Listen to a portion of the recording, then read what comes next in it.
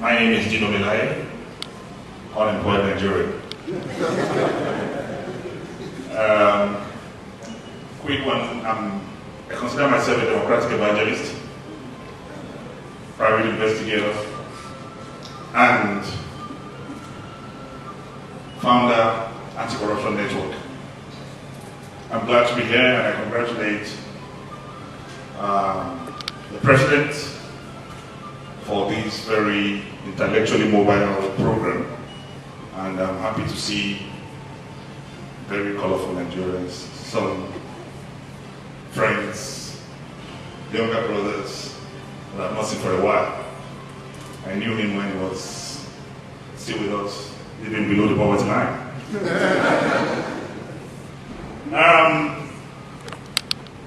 If you speak the truth, you will die.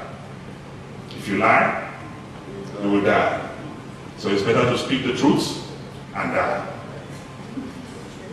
Nigeria, as a country, is not only sick, but equally suffers from what I call a dreadful congenital abnormality.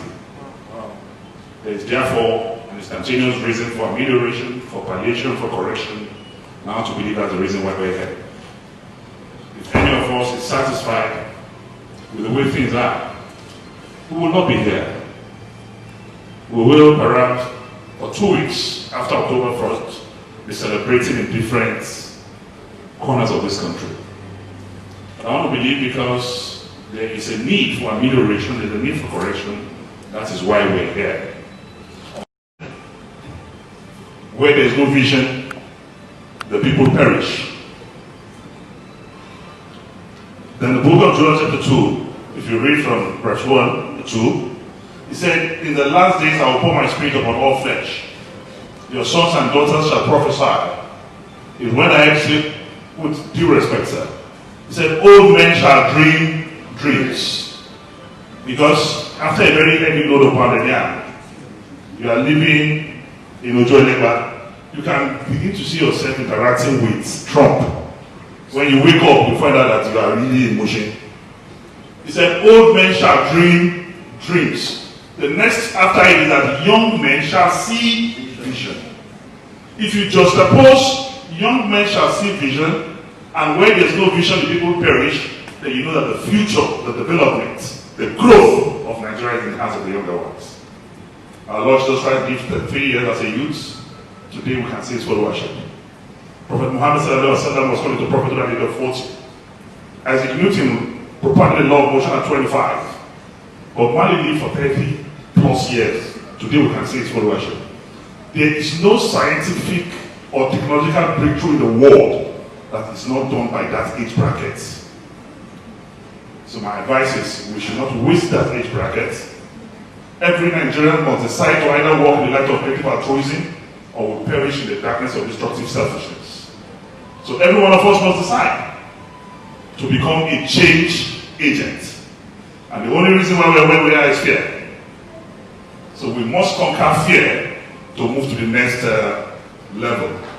I don't want to continue speaking before you say I'm suffering from verbal diarrhea. Thank you very much. I appreciate it. Oppression against the poor is the beginning of disaster for any nation, people, or community. No Nigerian is distinguished. No Nigerian is honorable. No Nigerian is important until all Nigerians are distinguished, honorable, and important. So knowing that, I know that in an unjust society, silence is a crime. So I've grown to know that everything you do is about the people. Whatever you do should be about the people. Unfortunately, we do not need more politicians in leadership. What we need is more leadership in politicians. If you think you have so much money and you are insured from poverty, a time will come when the poor will have nothing to eat but the rich. Wow. A time will come when it will not be safe to drive your big jeeps on the road. It's already happening. The rich becomes the target. Whether you got your money legitimately or illegitimately, you become the target of the poor. And we're getting there. When I was growing up as a child, houses had no fences. Even in the GRAs, value got more deteriorated. Now houses were not just having fences, they started using broken bottles of mineral, Coca-Cola and all that as barriers on fences. It got worsened, we started using barbed wire. Now it's electric fence. We have grown from beware of dogs to beware of snakes, beware of crocodiles, beware of lions. I rise this morning to draw the attention of the Nigerian Senate to the incessant killings by the Nigerian police on some innocent Nigerians. Last week alone, Mr. President, men of SARS on 3 different occasions, 3 different places, killed innocent Nigerians. Mr. President, I'm bringing this before the Senate because we are not in a war situation in Nigeria, and we are in a democracy.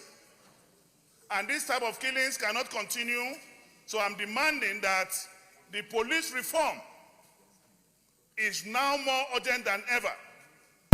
Happily enough, Mr. President, tomorrow we will... The last few days have been rough. The last few days have been tough. But I'm back up. I'm back up. Nobody is ever going to break my spirit. It's not possible. Nobody. I'm never going to allow anyone break my spirit. I'm back up. I'm gingered. I mean, this was never a sprint. You know, I think we always knew this was a marathon. And what is most exciting about this is what we've built. There's an energy, there's a sense, there's a resilient spirit that we've built. There's a unity, there's a oneness, and everyone is together in this fight. And we know that it's going to continue going for a while, but we're ready. We're ready to keep it going. It's really unfortunate. We lost a lot of soldiers.